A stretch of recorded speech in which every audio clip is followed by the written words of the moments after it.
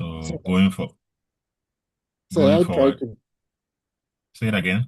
Sorry, I tried to go there, but I was having challenges. So I plan going to the campus tomorrow for them to sort it out for me. All So I right. haven't been able to visit the place. Yeah. Okay. So anyone that is having challenge, please do well to seek the necessary help so you can get there. All the slides are there. After this literature review session, there's an assignment there as well that you do and submit there. So it means everybody has to go in there. And then I also put a forum out there that you put your topics there for discussion. So we help each other shape the topics moving forward. So have it there. And then when we meet next week face to face, we will hammer on the sort of topics you put there and then shape it or guide it to be something better for future use. So treat it as important. Just put the topics there for discussion. And by discussion, everyone can look at each and everyone's own and then try to give some opinion or some help in shaping it up. So that is another activity on the LMS platform. So let's take advantage of that and use it as and when needed. Okay, so the first session, what you want to look at is literature review. So now that hopefully your topics are chosen, your problem statements have been outlined or written carefully, it sets you out for your objectives, what you really want to achieve in the research. And with advice, with objectives, what we expect of you is choose at least three and don't go too many objectives. At least three, maximum four is okay, but try and be have three objectives is okay to be able to complete the work. All right. And for research objectives, that is what you have set for yourself to achieve. So at the end of the day, you collect data to make sure that you analyze that. All right. And then get the results out and then finally make conclusions and then recommendations and it goes on and on. So get all of those things in place, okay, for our discussion when we meet next week, face to face. Okay, it will be good to hear from you and what you want to do at the end of the day, and then help you as much as possible.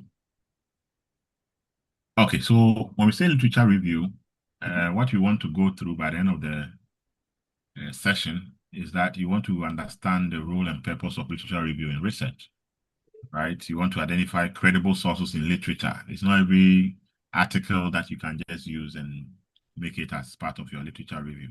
It has to be coming from credible sources. You have to systematically organize and synthesize the reviewed material, right? You need to learn the best practices for writing an effective literature review. We also look at exploring some examples from some published academic research and how they shape new studies. So basically, these are what we want to achieve at the end of the session. Okay, so what is literature review? Right? So if going with definition, we're saying that literature review is a scholarly synthesis of the research on a particular topic. So it's not just about reviewing anything. We are talking about what? Scholarly. It has to be scholarly. So you have to do a good job. It's not just combining people's work anyhow, and then that's literature review. It has to be a review of available work or studies, and you are synthesizing the ideas of that research on a particular topic. So any topic at all, you can do a literature review on, right? And we're saying that it critically examines what previous research has been, and you highlight areas where there was some consensus and where there were some disagreement. So you are not only looking for work that favors what you want to do. Sometimes that's the approach we use. We only will go for papers or articles that favors what we want to do. We want to find out why uh, what do you call it? Higher salaries or something like that improves the work or productivity in the workplace. And so all the literature we are going for are the ones that are supporting what we want to see, right? Because already in our head, we know that the higher you pay people, the better they produce, or the better their productivity is. And so for that matter, all work that is in favor of your thoughts, that is what you go for. Literature review goes in all directions. The ones that are in favor and the ones that are not in favor, right? So all of that has to be taken into consideration. Okay, again, it establishes a foundation for your study, and then also looks at demonstrating your awareness of the current development. So it tells the reader that you have really gone down to what existing knowledge is, and you know what the current developments are. So where it started and where it's going. Okay, if you take, for instance, say mobile money, you have literature review that is telling about the story of how it started and where it is currently, right? And so that trend has to be followed, the foundations, and then what is currently happening. That has to be critically examined or looked at. Okay, so what are the importance of reviewing the literature? Okay, it avoids redundancy and repetition. If some people have done work on a particular thing you want to do, by reviewing the literature, you know that this work has been done already in Ghana. Why am I wasting my time to do the same thing? Because you are not adding anything new. So it helps you avoid redundancy and repetition. It helps you define the precise research problem. So once you are reading the literature, you know what has been done, what has not been done, what the gaps are, and you can use those gaps as a way to define your research problem. It looks at the theories, it looks at the models that has been used, and it guides you in your study. Okay, and then it also helps you with the evolution of ideas. So how it started, what came to be added on until where you are at the moment. So that kind of evolution is also given. And the ideas as to how it has evolved will all be shaped whilst you are reading the literature. So it is critical to review literature. And most of us, we don't know how to review literature. We think that summarizing work that people have done is reviewing literature. That is not it, right? You need to synthesize. You need to find out these papers, they all talk about a similar idea. These papers are talking about a similar idea. How do they merge? How do they fight against each other, right? This is an idea, but this is opposing it. All of these has to be in that literature review. Okay, so it's a whole lot of work that needs to be understood and done properly. Okay, what are the objectives of reviewing literature? So you are serving existing knowledge to avoid, again, reinventing the wheel. So you are not interested in repeating what people have done. You are trying to add some new insight, but that's what research is about. You are adding some new insight, some new knowledge, and some new development, where others too can also come to you and read and say that, yes, you also added something, right? So you are looking at what exists and not reinventing the wheel. Okay, it also clarifies and redefines your research problem and the hypothesis, as I've already said. It identifies the gaps and the inconsistencies in existing studies. So some probably is probably looking at maybe ownership of, say, mobile phone, or ownership of or being exposed to the internet, being exposed to social media, and how that affects effective delivery among women in Ghana, right? And so if you are looking at works like this, all you're doing is that you're trying to find out, all right, these people have looked at the internet as a source, some have looked at the mobile phone as a source, some have looked at maybe newspapers as a source. What haven't they looked at as a way of saying that it's being exposed to the internet, social media, whatever it is, right? So maybe you look at, oh, I want to look at what WhatsApp is doing. I want to look at what Facebook is bringing on board. I want to look at what Instagram. So your area of addition in this instance is that people have looked at newspapers, people have looked at some other things, but these ones they are not really focused on. So let me come in and work on, it's a similar topic, but now my focus is to look at the gap where WhatsApp was not added, where Instagram was not added. Maybe the time that the study was done, WhatsApp and Instagram and the rest were not in existence, but now it is in existence. So let me add these and find out if I will still get similar results as they got, or a different result as I'll see, right? That is the gaps that you want to get to know and then fill as a researcher. Okay. Your idea again to reviewing literature is also to find supportive and contradictory findings. As I said earlier on, your work is to not only focus on the ones that are conforming or confirming or supporting your work. No, you're also looking at the work that people have done that are against the work that you do. Okay, so you are finding supportive, contradictory findings that inform your perspective. And then again, the scholarly conversation. You want to be familiar with what is going on. So if you come to present your work to me, you are saying that, oh, I did work on mobile money, and I ask you about, did you get to read literature on this particular issue? And you say no, clearly you might say that no, you probably did not do a good literature review because nobody will do any work without referencing some particular scholars like this and that and that. But if you have not read their work, because they are the foundation of, say, mobile money writings. And so if you do not read their work and I've not seen any review from them, then you have not really done any proper literature review. So the scholarly conversation also will be known or will be seen if you are really reviewing the literature well as you have to. Okay, so what are the types and sources of literature? We have the primary sources, the secondary, tertiary. And so the primary sources are normally the peer-reviewed journal articles. So whenever you are downloading an article, you need to find out if this particular journal I'm downloading from is a peer-reviewed journal. Is it coming from a thesis paper, dissertation from academics, right? Or is it an original field work? Sometimes, yeah, you might want to take literature and then you go into the newspapers and archives and stuff like that. Some you can get literature from there, but you need to be careful some of the things that you pick up. Okay, some newspapers and the sort of things they write, you cannot be so sure about the things that happens there. Some are just doing it for their money, and so you have to be careful. But the peer-reviewed ones are normally the credible sources that you can look at, and then you can download and then cite them in your literature reviews. So those are very key. They are the primary sources. And then the secondary sources could be that somebody has already done the literature review and you're looking at that review because some people's articles are just literature reviews. Someone can just decide that I'm reviewing literature on public finance, right?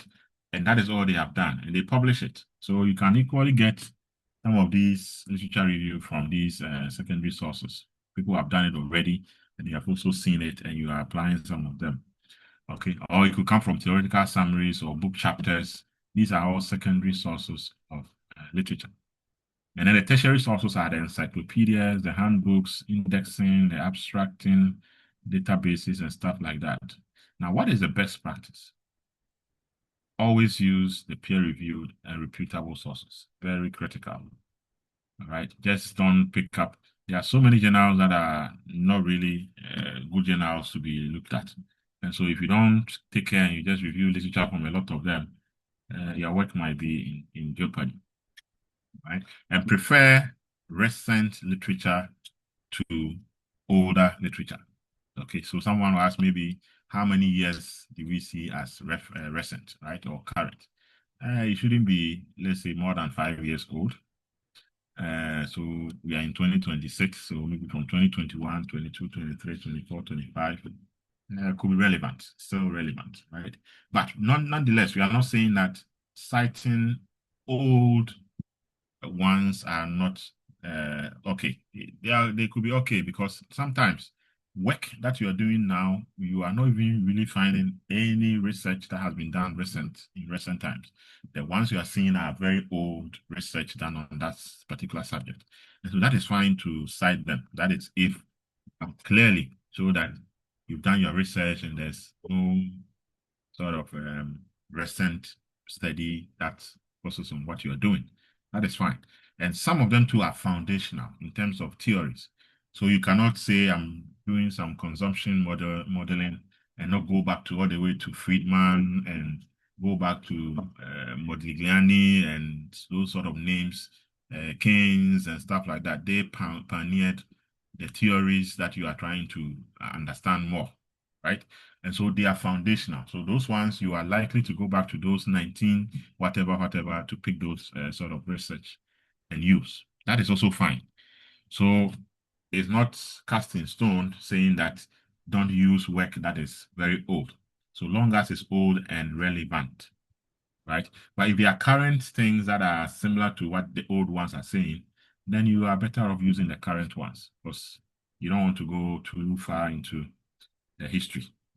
All right. So make those are the best practices here, peer-reviewed ones and the recent literature, unless they are really foundational theories.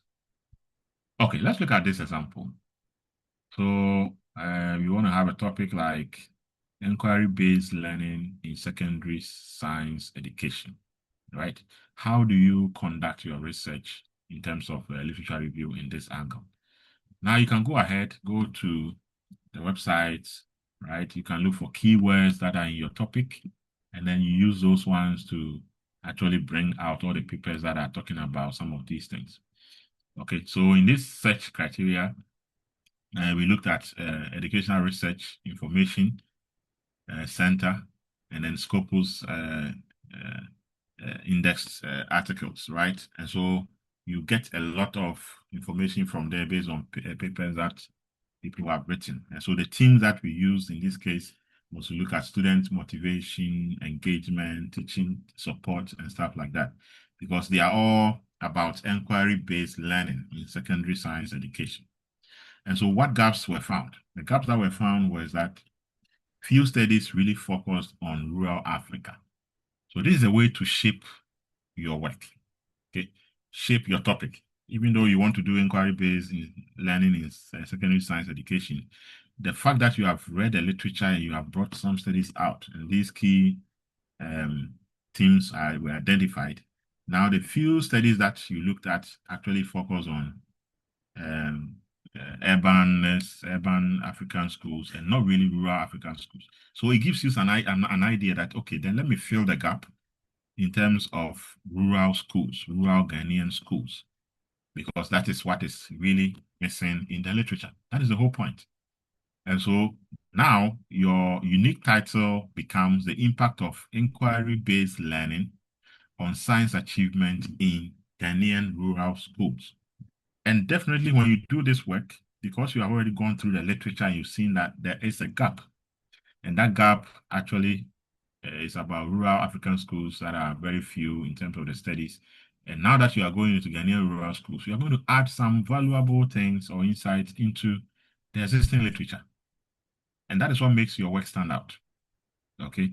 So you can have the general topic in mind, but once you do literature review, it will shape you as to where to draw some lines, cut some things off, and then polish your topic to really make some sense.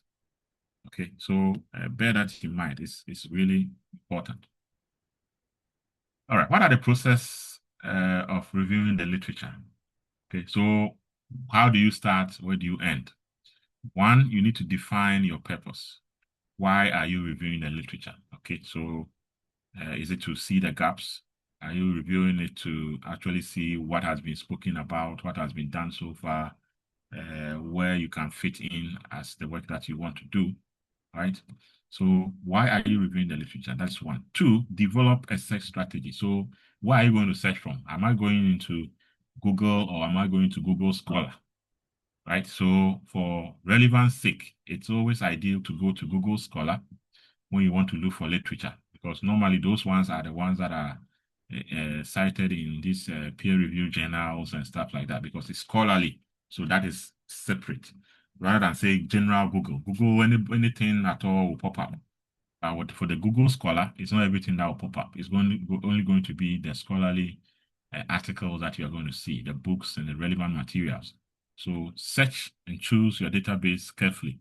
Choose the keywords carefully based on your topic. What can you look at and then bring out all the work that has been done so far? Now you screen the results.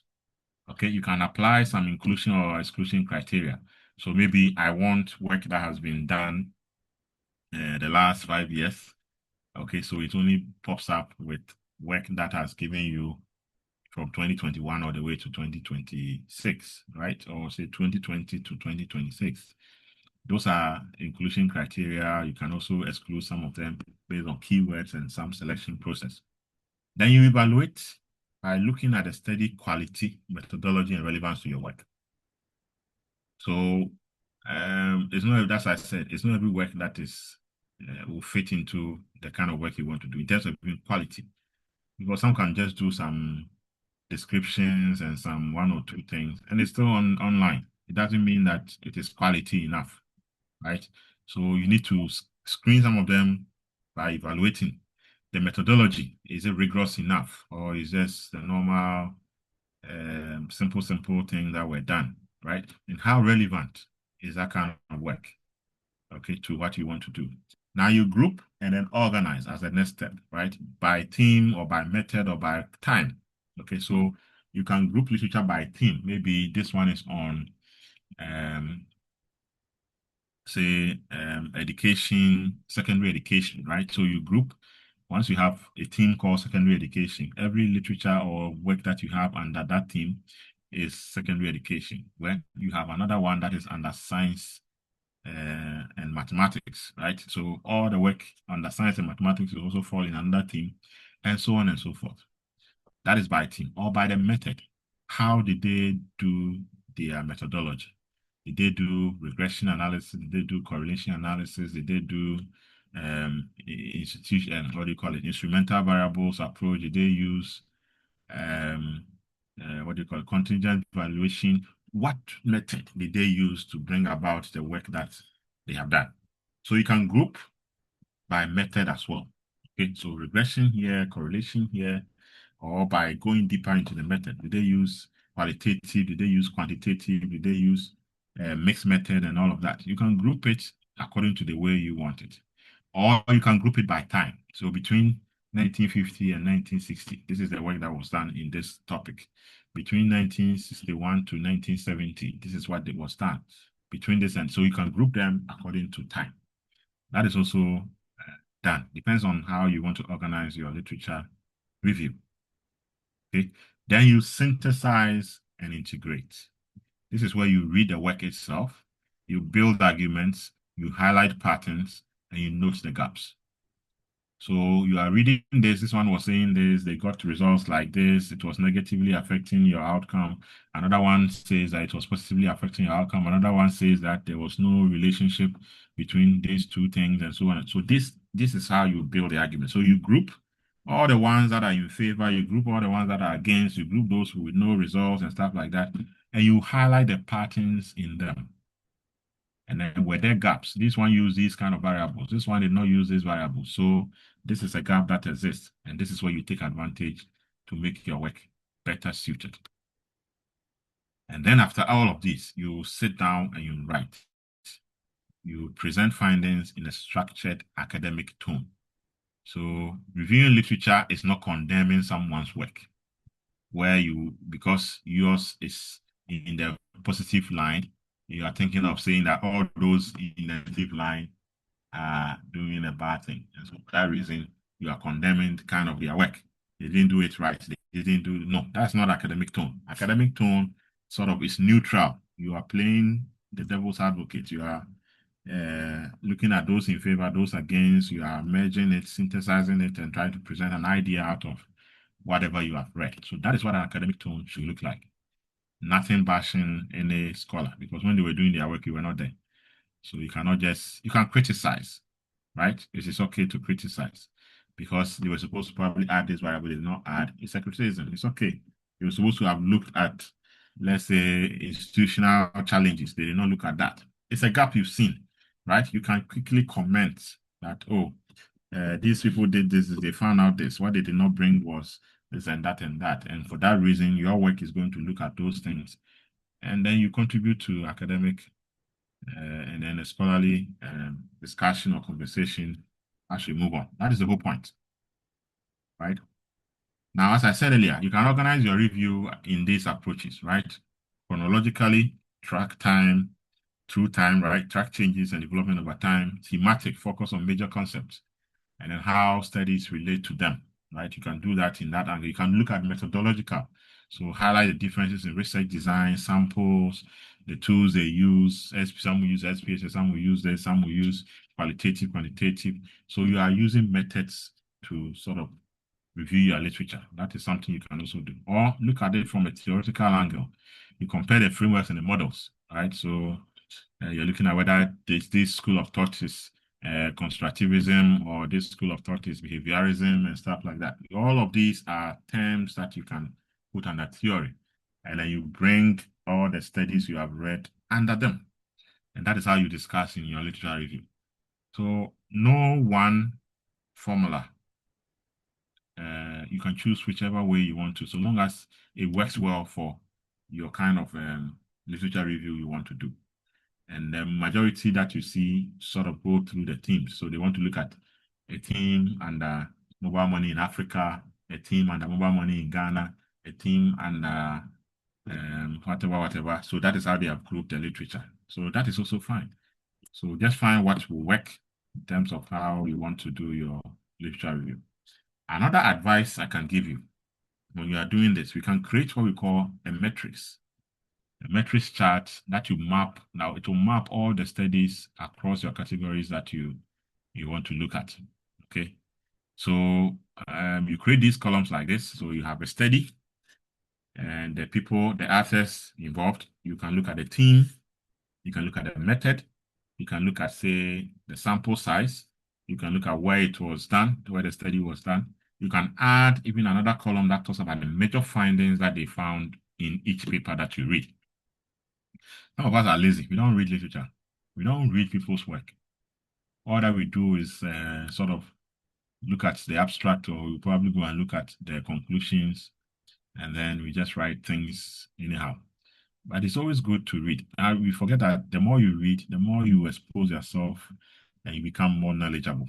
So you become a master of the area that you are really talking about, okay, and discuss it. So nobody can trick you into any way, any corner where you find yourself wanting. Because if you read, becomes part of you, and you know that, oh, this work that I read, they did this in Ghana, they did this in the US, they found out this, they found out that. But if you have not read, the slightest push and you don't know what you're saying, right? So it's good that we read, and you can do this kind of table to help you. So example, if you read a book or a paper or an article from Smith 2020, you look at what was the theme. Was it about student motivation? Okay, what method did they use? They used qualitative method. What was the sample size? 30 individuals. Where did they do it? USA. You go to Lee 2019. Where did they do the research? It was South Korea. Sample size was 200. They used quantitative. The team was teacher support. And you go through all of these for all the papers that you read. Now, when you're about to write, it is very easy, especially if you give another column that adds the major findings. So maybe the first one that was done in USA found out that there was a positive relationship between student motivation and learning sciences. The teacher support also gave a positive. So you have all the results there. So when you are writing, you can write it from the thematic angle. You can write it from the methods angle. You can write it from the findings. You can even look at the findings by grouping the ideas, the themes in terms of what this one found, what this one found, and so on and so forth. So it makes it easier when you are writing. You don't force yourself and you don't even know what you want to write. So if maybe Smith and Adeyemi had a similar opinion about the topic, you can easily say, according to Smith 2020 and say Adeyemi 2021, they found out that so and so and so and so. Contrarily, maybe Chen 2018 and Kuma 2022 found the opposite so and so. And that is the whole point. You have read from them, you have seen their ideas, you have seen the ones that are contrary, and so on and so forth. Then you are synthesizing the ideas and getting some or building blocks out of them. That's how these things have to be done and done right. Right? What are the common pitfalls that you have to avoid? One, merely summarizing instead of analyzing. As I said, some of you will just read it and summarize it. So according to Okumanu, he worked on this in Accra, and he used quantitative method, and he used 20 people and you find out that 10 people, blah, blah, blah, blah, blah, full stop. Kwame Mansa had this, he did this on this, he did this in Western region, he found out that so and so and so, full stop. And then that is not literature review. That is summaries. You are just summarizing the work that people have done, right? So you are ignoring the fact that these are supposed to be put together. The synthesis is missing. So if Kwame Mansa and whatever, are their ideas related? Are their ideas opposing each other? Those are what we want to see. What are you drawing out of these ideas? That's what makes your literature. Okay, another pitfall is ignoring contradictory findings. As I said, don't just go for work or papers or studies that conform to what you want to see. Also go for the ones that are contrary to what you are looking out for. Don't think that if I bring this in, some people will question my work and say that maybe da. No, that is why you are reviewing the literature. You're either in support or in favor or against. So whichever literature you find in any angle has to be relied on. Over-reliance on one theoretical viewpoint. Sometimes some of you will just take one paper, and that is the only paper every literature you have is on. You write according to Smith, so and so. Another page you see it according to Smith, so and so. Another page according to Smith. It's like Smith's paper is the only point of view, right? That is the only paper that you have reviewed. And every page that we go is according to Smith 2010, according to Smith 2010. Means that you did not really go into the work or literature. You did not review a lot of papers. You need to do more. Don't rely so much on just one particular paper, okay? And even theoretical viewpoints.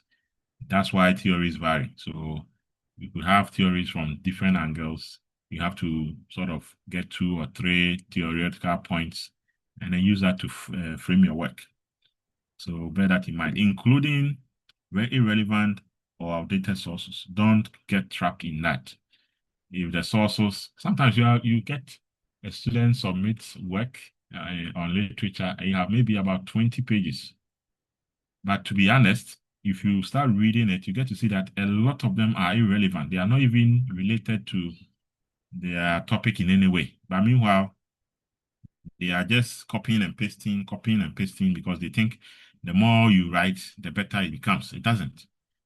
It's better to have 5 pages of literature relevant enough than to have 20 pages of about 15 pages irrelevant. It's not important, right? So don't try to just get the pages, but try to bring about relevance. That's the most important thing.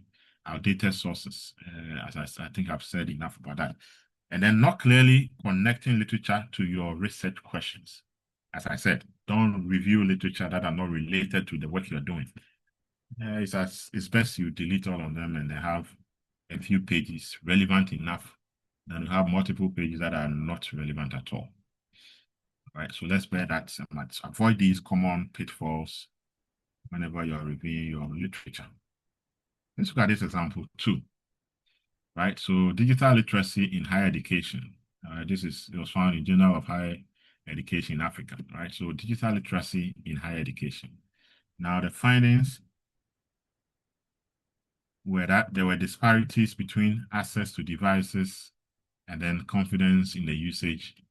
And so digital literacy, these were some of the things they saw. And so the teams they used for selecting or getting these papers were infrastructure, they look at digital confidence, they look at training availability, and what were the gaps they found? They found out that there were lack of longitudinal data on retention of digital skills. And so by reading around these thematic areas and the papers that came out, we get to see that this is lacking. So we don't have data, all right, that is long enough, like a panel data, 2 years, 3 years, or different cross-sectional data put together as a panel data on retention of digital skills. And so the contribution here was inform new studies on post-training digital retention among educators, where we can have a longitudinal data to track how digital skills are being retained by the students in this regard. Okay, so you can have a paper, and normally every paper, when they are done, will give you some recommendations for future research. All right. And so what they have done, they will tell you that we did not do ABCD. So any further research can be looked at from this ABCD angle. And that's a good place to comb for new ideas to add to what is already existing. All right. So that is a way to also get some of these literature, and then that can affect the topics and then the work that you want to do. Okay. What are the features of a good literature review? Okay. It has to be comprehensive in scope. It has to be focused in analysis. So it has to be very good in terms of coverage of what the topic is about. But you don't lose sight of being focused in terms of the analysis that you are looking at. Okay, it has to be organized logically around relevant themes. So in your literature review, all your relevant themes, you organize your work and ideas and synthesis around a particular theme. So when I see a topic under your literature review, I know that all the papers I'm going to read and all the papers you have cited are going to be giving me ideas around what the topic is. It's not that I read the topic and the literature I'm reading are all on different aspects, and it's not even about the topic that you have put them under.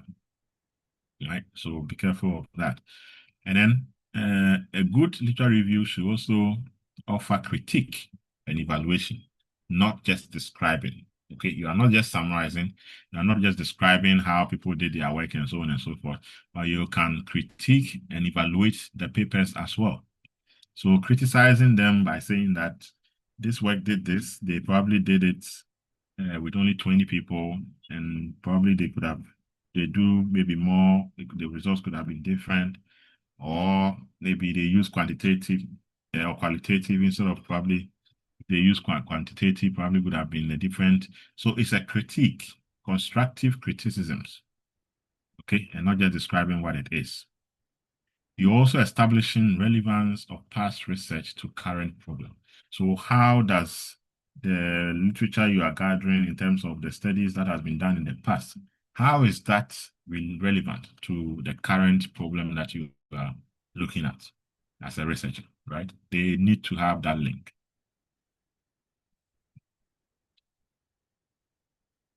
Okay, so this is a checklist for you. Whenever you are doing your literature review, make sure that you look through this and clearly tell yourself, oh, I've really done my literature review checklist and I tick every box, right? One, the review is focused and well structured. Two, the key authors and studies are included. As I said earlier on, if you take any topic, there are key authors in those areas. So you cannot come to do, say, marginal propensity to consume as a team and not really talk about Keynes in that work, right? Or talk about monetary economics and not talk about Milton Friedman and talk about all of those foundationalists in there. You cannot, right? So any area, you cannot talk about, let's say, constructivism or positivism or whatever idea you are having and not have some key authors that pioneered that kind of idea. So you need to really have that as a checklist. Three, research gaps should be clearly stated. Okay. Do you find it that, oh, I've really clearly stated my research gap? Then you take a box. The review aligns with your research questions. So all the literature I'm reviewing helps me to align myself to the research questions I've set for myself. The sources are current and credible. It should be one of the things you take. The review includes analysis and not just a summary, not just a description of what people did. They used this and that, full stop. No, it's an analysis you're doing. And the themes are organized logically, and there's connections between the studies, and they are clearly shown. Okay, every study that you are reading should have a connection with the other. They shouldn't be standalone, sort of. They're either confirming something or contradicting something or bringing new idea to what you want to do. So there should be some relationship that should exist in all the work that you're. So this checklist should be something that you are supposed to have at the back of your mind. And when your literature is done, you can go back and tick all the boxes if they tick. If some of them are not, you're unable to tick any of them, you find a way to correct it. And then you know you are doing the right thing. Okay. Now, I know that sometimes when we are reviewing these literatures, there are tools. There are tools that really can help us review literature so easily, right? And you don't have to really struggle that much. Okay, we have citation management. So some of these things, some of them you have to buy, some of them you have trial versions where you can use, some of them too are free that you can also download.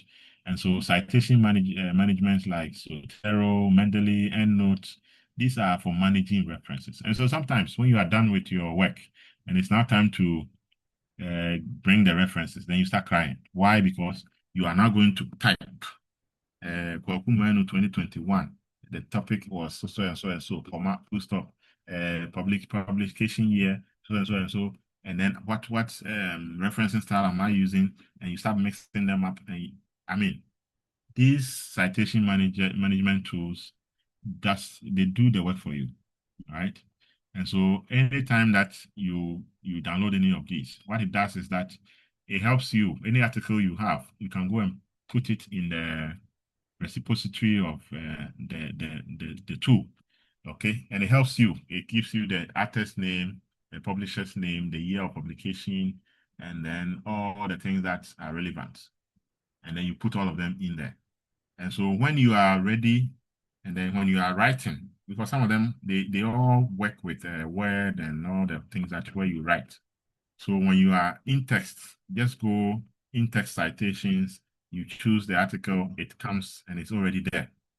And then you write, and then when you are done and you say that generate a reference list, it is just going to look for all the references you have put into your work, and it's just going to put it there. And you can choose the style you want. Oh, choose the, what do you call it? APA style, or choose the Chicago style, or choose whatever style, and it just pops up and bring all the references there for you in a second without having to struggle and type and where is comma, where is full stop, and where is a column, and where is, do I put it into inverted commas, and blah, blah, blah, blah, blah, which you will suffer at the end of the day. So it's good you learn how to do some of these citation management, okay? And it's going to help your work. It's going to make your work life very easy, all right, without having to have any issues at all. And then the search tools, you can go to Google Scholar, you can go to ERIC, you can go to JSTOR, you can go to Scopus. And so these are all proper places where you can gather academic information. And then you can use organizational tools like Microsoft Excel, Trello, Notion for organizing your notes or mapping some of the themes of your work. Okay, these are all things you can learn on your own, and then you'll be okay to use them. Now, the tip here is that use tags and folders to track progress and categorize your literature. So you can group your literature into folders. Oh, this one is on this team. This one is on that team. This one is on mobile money. This one is on financial literacy. This one is on that, something like that. And then you have your folders in that manner. So it's easier to actually organize some of these using these tools. Okay, another thing we can do is what we call thematic map. Okay, so you have various themes and you want to now link and find out how are these themes linking each other. Okay, so for example, mobile learning in tertiary education, you can have these themes: accessibility between urban and rural, you can have learners autonomy, you can have faculty digital literacy, you can have institutional infrastructure. All of these are linked to this topic of mobile learning in tertiary education, right? And so you can have it in a thematic map like this. So learners autonomy, you have accessibility on one side, infrastructure, you have faculty digital literacy. Now you point using the arrows as to the linkages, right? So for example, if you are looking at, say, accessibility, right, it can help with learners autonomy. Learners autonomy can contribute to faculty digital literacy, and then accessibility can help with infrastructure development or support. Digital literacy can also help. So you can build a bubble or a concept map showing how these factors are interrelated. That also helps you in your writing. Okay, so when you are writing and you are looking at a theme of, say, learner's autonomy, and then after moving from learner's autonomy, you can link it to faculty digital literacy and how these links are, or how these themes are interconnected. That is what mobile learning thematic map, assuming this example we are using, can help. Okay, so thematic maps are also another way of trying to get what matters and how the linkages work. Okay, so you can also have a look at trying to use that as well. Now, how do you write the review? You need an intro, you need a body, you need a conclusion. So literature review is a whole chapter by itself. And most of the time, you can have, what do you call it? Empirical literature and then theoretical literature. So the theoretical literature will look at all the theories that you are considering. The empirical literature will look at what people have already done. Yes, have really been done using empirical evidence. You gather that one as well. So you can have those two broad areas, right? And so you start off with your introduction, you define the scope, the search parameters, and the rationale. So the literature is going to be looking at so and so and so and so in Ghana, in Africa, in blah, blah, blah. You look for literature on these areas and stuff like that, and the rationale was so and so and so, full stuff. Now you go to the body and the themes itself, whether you're using thematic, chronologically, or with the methods, right? You do that and you present it with synthesis. Okay, the argument has to flow. And then finally, when you are done, you conclude. You highlight the major gaps in there, the theoretical issues, what are the implications for your study. Okay, so after reviewing the literature, these are the implications for my study. These are the theoretical issues that I've seen. I'm putting theory A, B, C together to form a concept, okay, theoretical concept or framework. And that is what I'm going to use for my work. And so on. You create all of that, and that will be beautiful. Now, what are the writing tips here? Now, these are words you can use, or phrases like in contrast, means if some idea is coming to be opposing the other. Similarly, if they are going in line, however, one is a twist. All right, this highlights that so and so and so. This suggests blah, blah, blah, blah, blah. Those are the kind of words that you use to sort of transition each of the ideas that you have. You cite comprehensively. Make sure that everything that is not your idea is cited. Sometimes you get to write and write and write without any citing in place. Why? As if the work or whatever we are typing is our own. But you are using someone's ideas. It's not your own. So cite them. It is free to cite. What is the problem of saying that this one was written by Akosia 2020? This one was written by Yamansa 2021. It is not your idea. So why are you struggling not to cite them? It's easy. Cite them, reference them. Cite them, reference them. Simple as that. Okay. So just to make sure you cite comprehensively. Avoid being biased or being an advocate of a particular paper. You are not, maybe it's your lecturer's paper, so you are highly commending the lecturer in whatever the person did. Avoid that. You have to stay neutral, maintain the scholarly tone. If the work is good, use it. If the work is bad, discard it. If the work conforms to your work, say it. If the work is against your work, say it or mention it. That's it. So avoid being biased or an advocate for any particular paper. So that is how some of the things I can give you in the writing process. Okay. So your final checklist for the review quality. Okay. So have you defined your scope? Did you include the seminal or current studies? Right. So critical. Have you grouped your findings meaningfully? Did you critique and not just summarize? So you ask yourself these questions. Did you identify the gaps your case, your study addresses? So final checklist, make sure you're asking yourself these questions and see if you are really saying that, yes, I did. Yes, I did. Did you define the scope? Yes, I did. Did you include seminal?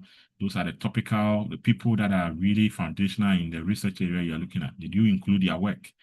Yes, you did. Have you grouped the findings meaningfully? Yes. Did you critique or you just summarize? No, I critique the works. Yes. Did you identify the gaps?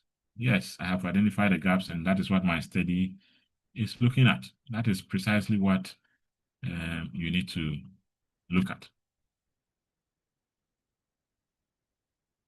Okay. Now, this is the assignment I put there on the LMS platform. And so assignment 1, you're supposed to review 2 short research article abstracts. Now, this is what you're doing. I want you to focus on the research topic that you've chosen, right? So that at least you are reading around it. If you don't do that, I'm sure some of you will never go into the internet, download anything, and read anything. So as part of the work, now you have submitted your topic, okay? Over there for discussion. We will discuss it face to face next week as well, right? Apart from that, you are doing this literature. Take just 2 articles that are related to your topic. Identify the research problems in the pinpoint the key findings, note any stated limitations or gaps. Okay, that is helping you in the topic that you have actually chosen. Okay, and then how do you build on these findings in terms of the topic that you have chosen? So it should clearly guide you into bringing out your research objectives after reading all these literature and saw that, oh, this is a gap, this is a gap, this is why I'm bringing this topic out to work on. And for that reason, these are my research questions or these are my research objectives. Have that done, and the submission date is there. It's next week, same time. It's online. You submit there on the LMS platform. There's a deadline attached to it. If it goes beyond the deadline, it will not accept any submissions. It will be closed, right? So I don't have to tell you that from now all the way to Saturday, you have the opportunity to submit the work there quickly. And then on Sunday, it closes. I have to check the time I set for Sunday, but don't rely on Sunday. It is from now to Saturday.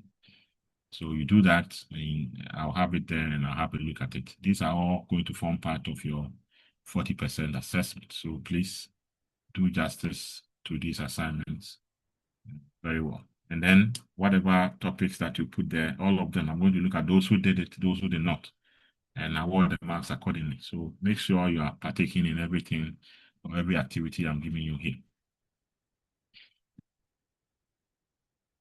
Okay, so what are the summary and takeaways for this session, right? So a literature review is more than a summary. It is a scholarly dialogue, right? It's a scholarly dialogue. Focus on synthesizing them and evaluating them, right? So it is a two. You are sort of synchronizing the ideas into the ones that are in the same line or the ones that are against. You are evaluating in the process. Use a review to justify your research focus. Why am I researching on this? Let the literature review help you or justify why the research you're doing is important. Identify all the gaps, and then that can be helpful in your justification process. And then you follow a systematic and transparent approach. Okay, no cutting corners.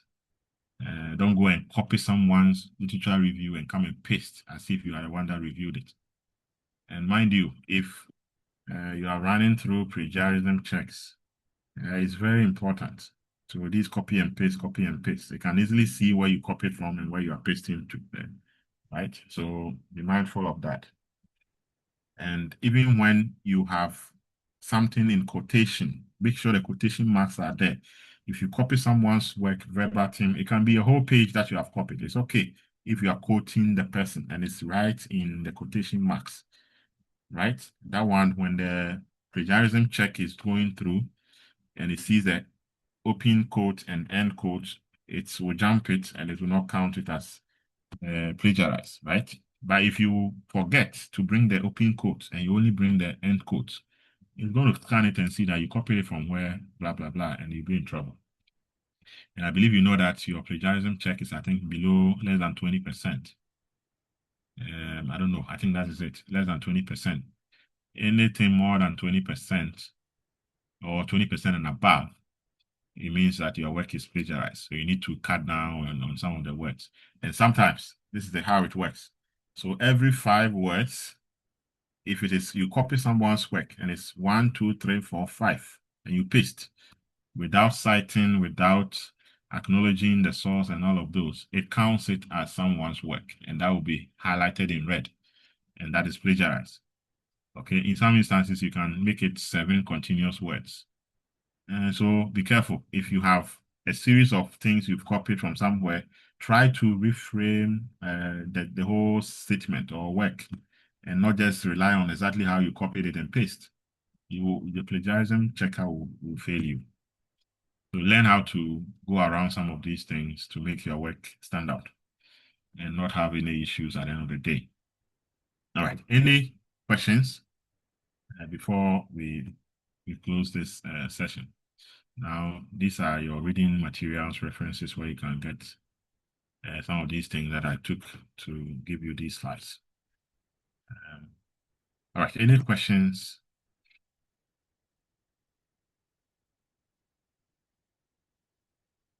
Okay, good. How many? I'm seeing a lot more today. Nene, you were here last week. Mustafa, you were not. I think you came and you vanished.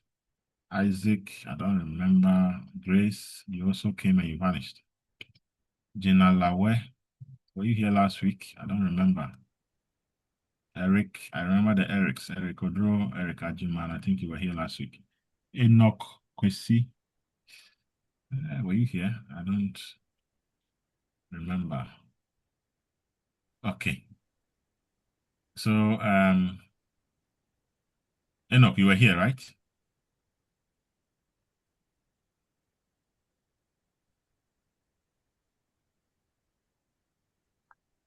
Mustafa, yeah, your hand is up.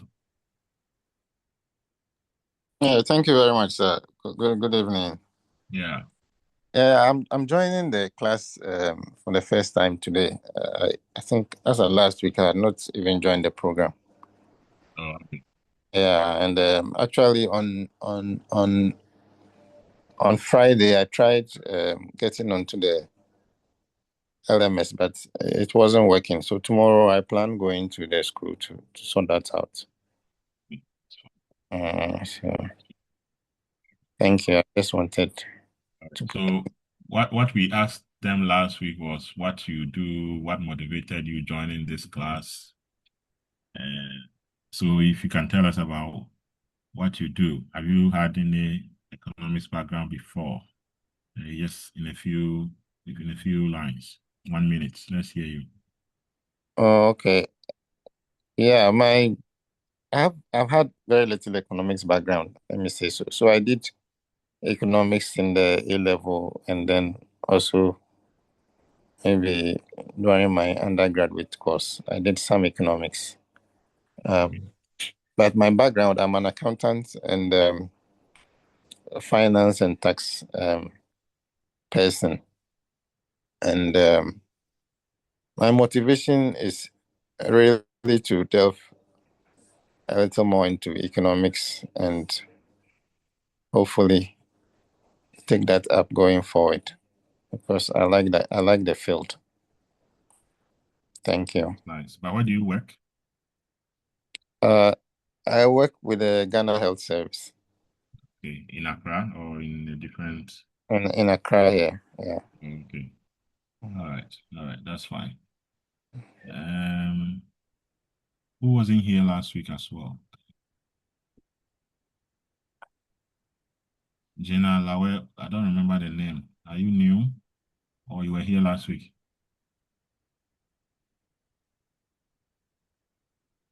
Is she here? Gina.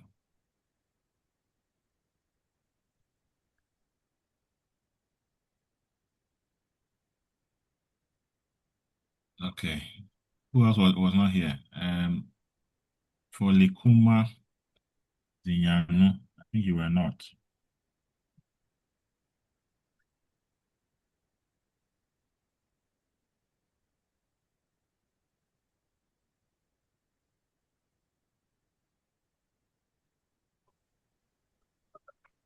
Yeah, Hello. speak to us. Yes.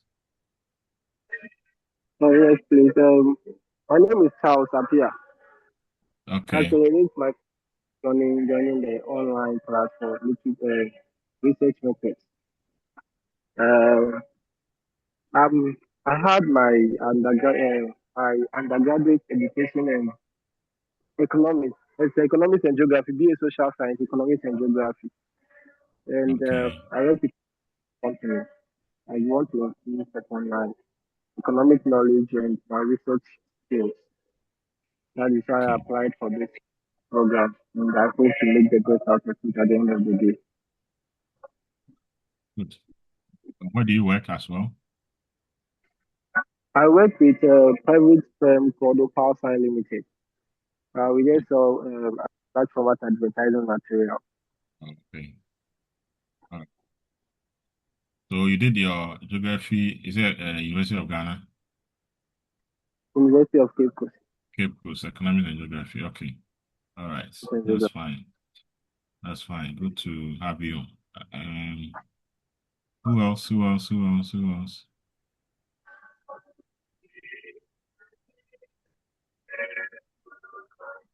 Okay. All right. So that's fine. So let's end here for the first session, and then we will have the next session 3:30. So I'll see you soon. Thank you, sir.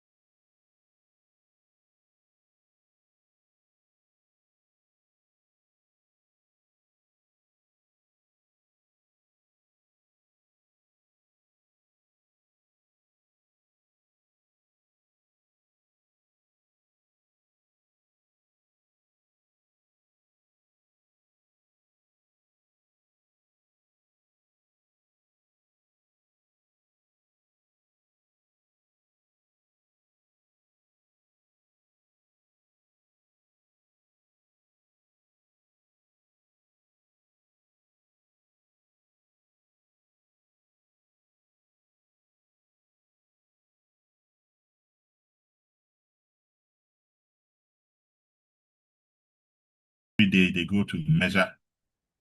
Every day they go to measure the what do you call it? Blood pressure levels. And so consistently for let's say a month, if you see that the blood pressure is coming down, you can now consistently say that yes, the new drug I'm giving this person is actually causing their blood pressures to go down. And even this, it's not about selecting patients and giving it to them. What if something else is bringing their blood pressures down and not even the drug? So this is where the experimental thing comes in. You can select another group who are just like the ones you have selected and given the drug, and the other group you don't give a drug. And then at the end of the day, you test the two groups and find out what is happening, right? Are these other group who are taking the drug doing better than the other counterparts whom you selected who are not taking the drug? So we have what we call the control and the treatment groups. And I'm sure maybe you've heard about some of these things. That's an experimental research. You treat some people and you don't treat another group. Okay, so sometimes you hear about interventions being looked at. So you build some road somewhere in a village, and another part of the village, you don't build any road.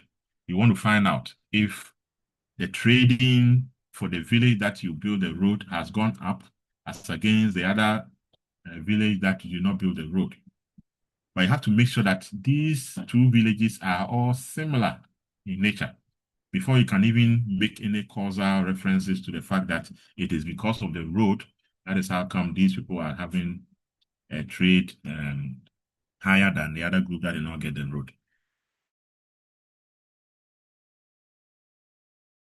This is that goes into it for you to be able to say that this variable is causing that variable.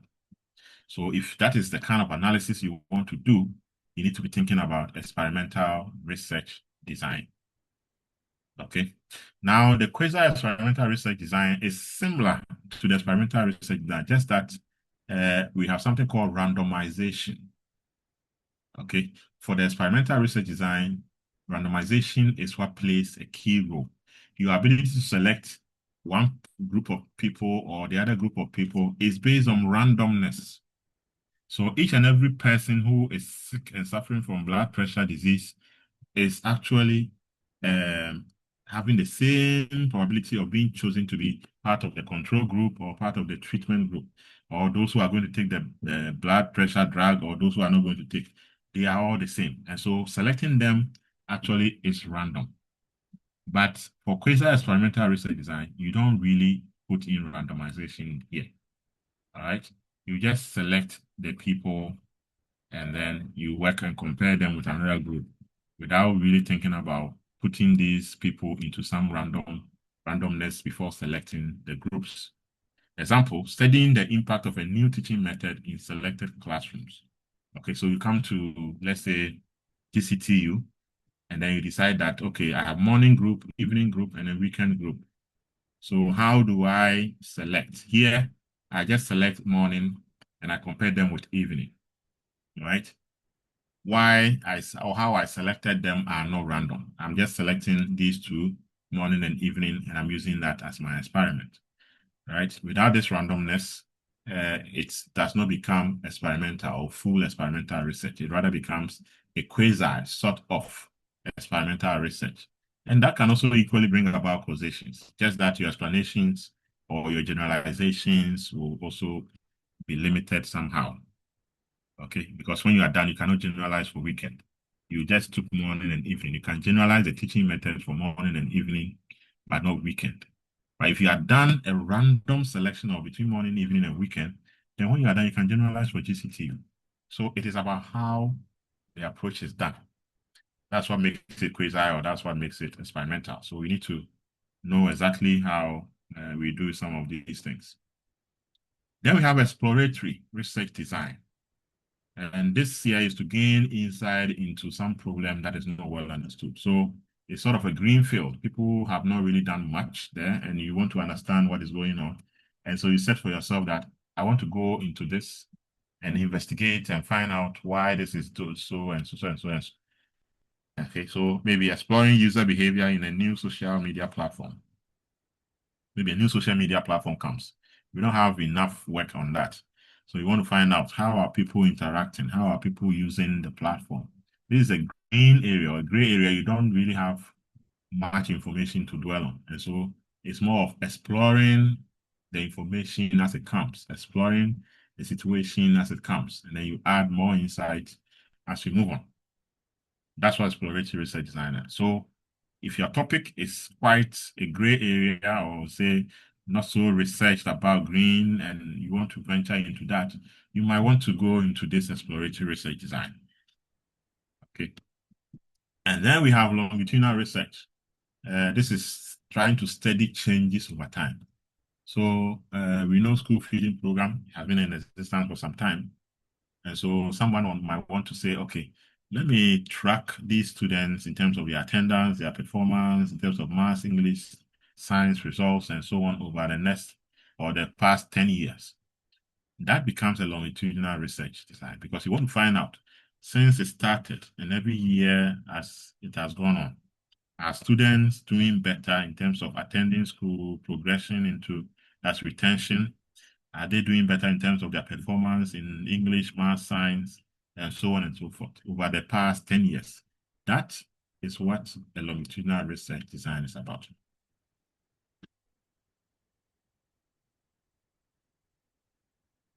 Okay, and another example is tracking childhood development milestones over 10 years. So when children are born, they grow.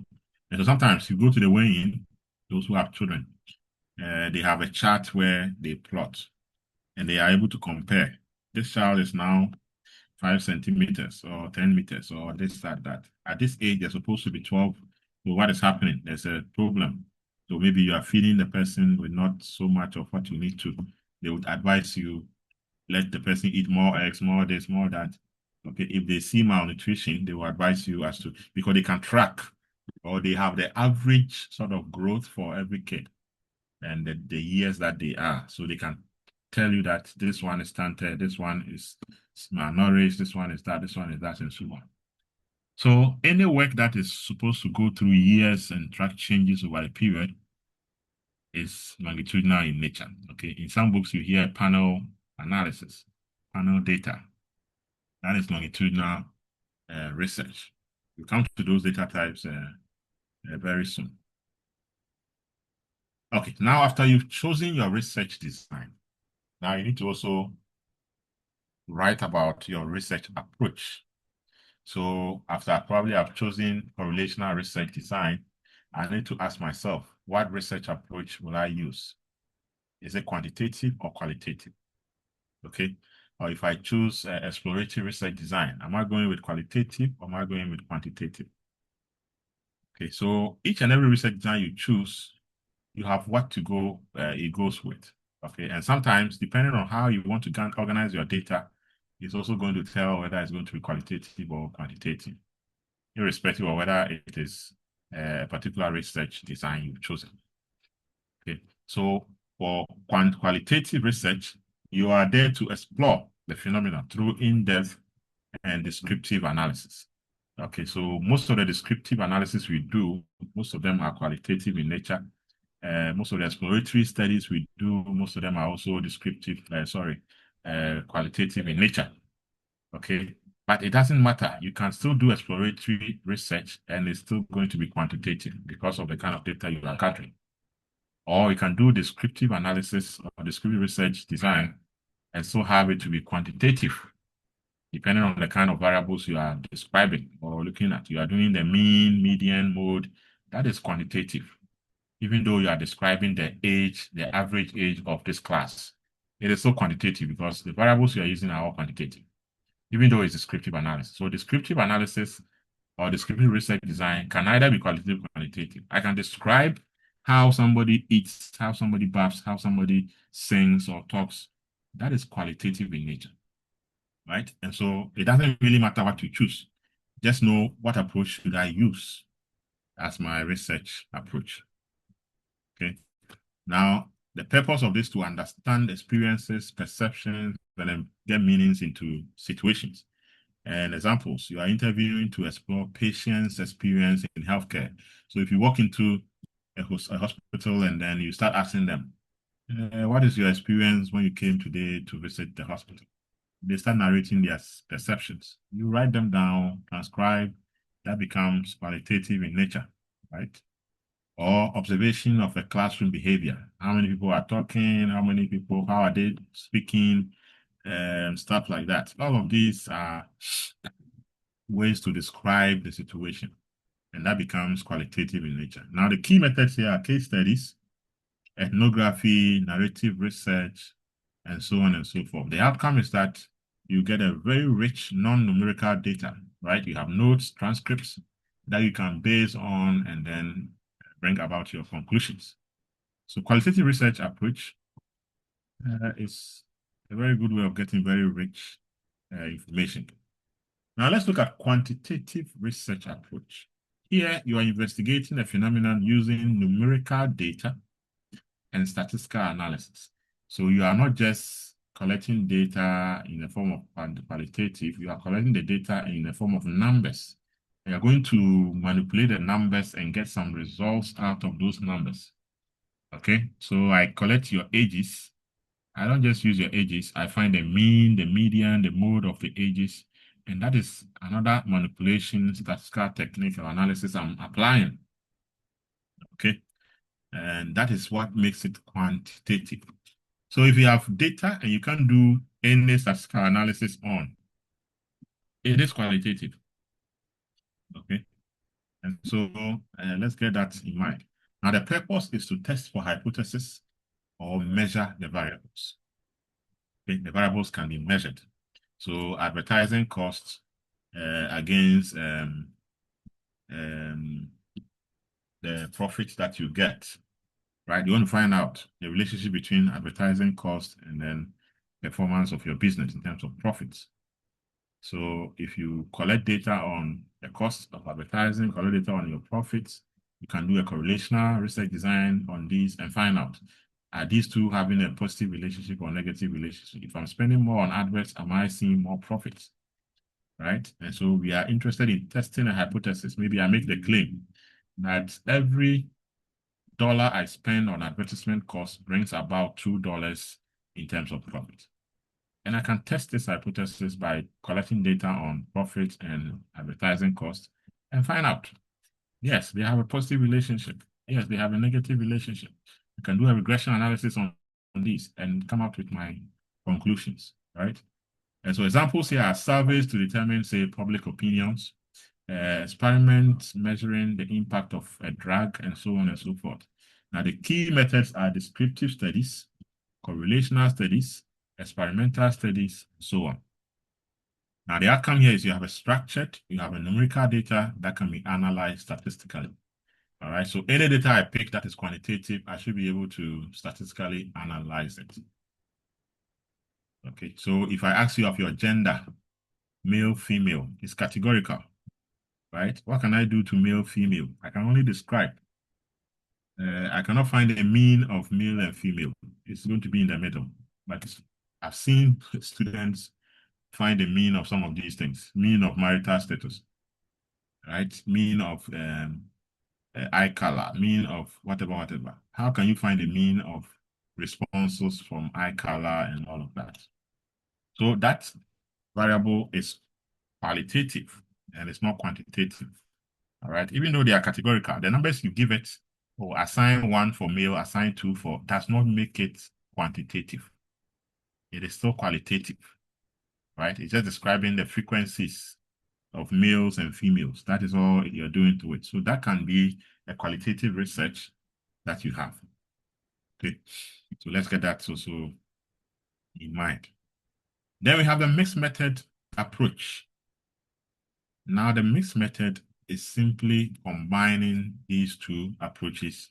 You are taking the advantages of each of these and you are blending it into one big method called a mixed method approach. So it combines qualitative method to provide a comprehensive understanding. And sometimes we do that a lot. You can do a quantitative work, and then later, for validation purposes, we call that validation workshops.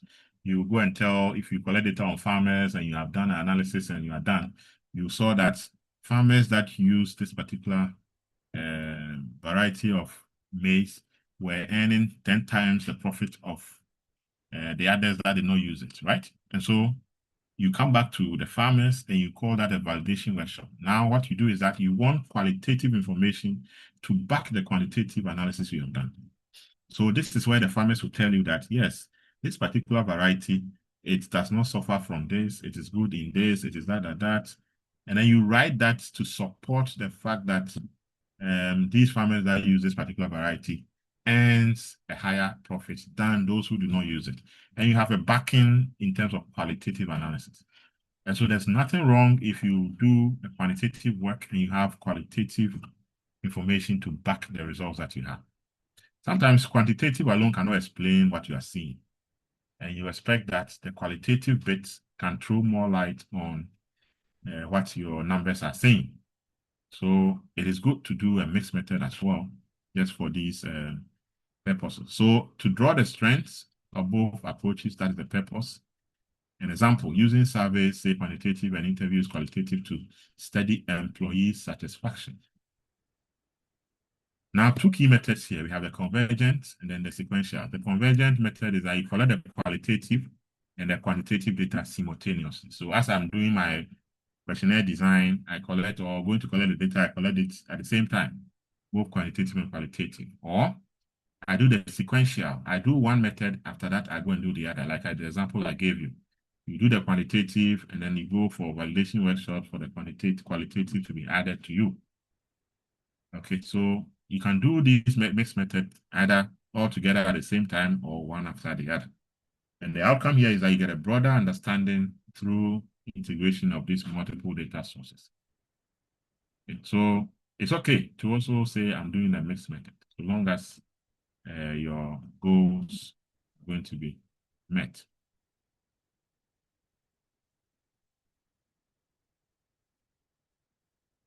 Okay, what are the key considerations when you are selecting a research approach?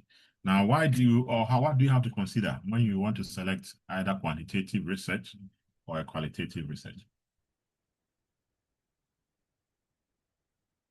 We are saying that it depends on the nature of research problem you have. So this is the point where once you are writing your research problems, you start thinking about the kind of research design I'm going to use, because it's going to affect whatever the outcome is going to be. Is it going to be exploratory? Is it explanatory? Or is it going to be descriptive? Right. So the nature of the research problem can advise you as to, oh, this one, I think there's not a lot of information, so I need to explore. Or this, I can get these variables to measure, so I need to do explanatory. Or this one, I can just describe the situation as it is. The type of data required. Is it numerical data you're going to get, or is going to get or give you a textual insight? That can determine resource and time. Do you have enough time to gather information quantitatively, or you feel that qualitative will help because you're going to interview about 20 people, right? So do you have the tools to do it? Do you have the time to do it? What are the expectations from the audience? Is it an academic requirement, or is it a national engagement, stakeholder needs? If MTN hires you to do work for them, the audience are who? Is it a management of MTN? What are they looking out for? Is it qualitative work or quantitative work? Or is it a mixed work, mixed method? So the audience also can help you know which sort of approach you are going with. And for economics, mostly your audience, the people who are going to read and guide you, the expectations are quantitative in nature. So your topics should be quantitatively biased, whether you like it or not. So try as much as possible to fit your research work in that line, quantitative in nature. Because economics, if you can take any economic research, they are mostly, right, or geared or biased towards quantitative analysis. Unlike other ones, psychology, sociology, and stuff like that, who are probably more qualitative biased. So please get that advice and act accordingly. I'm sure your supervisors will talk to you when you bring out the topics and you move on in that angle. So that's just by the way. Any questions on the research design before I hit the second aspect, which is sampling?